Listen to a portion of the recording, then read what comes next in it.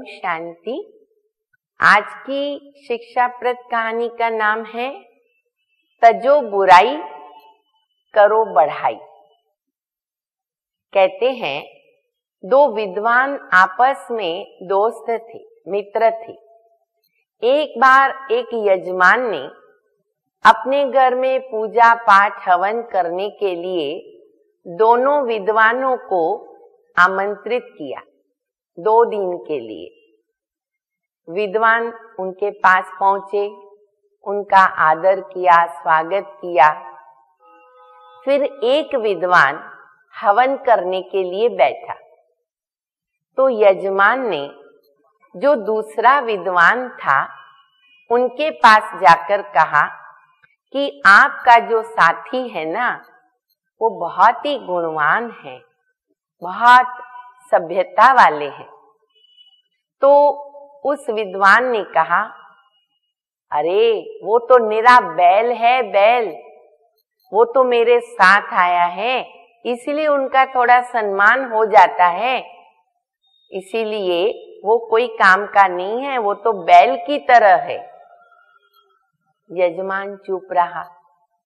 फिर जब दूसरे विद्वान का हवन करने का समय आया तो यजमान ने उस पहले वाले विद्वान को भी जाकर यही बात कही कि महाराज, आपके जो दूसरे विद्वान साथी हैं ना वो बहुत नेक इंसान हैं, बहुत गुणवान हैं।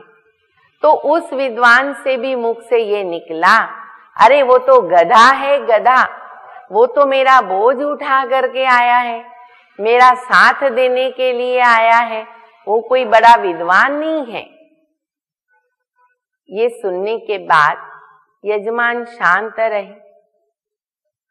जब उनके भोजन का समय आया तो यजमान ने दोनों विद्वानों को भोजन पर बुलाया और उनके दोनों के आने से यजमान ने हरी घास विद्वानों के पास भोजन में रखी।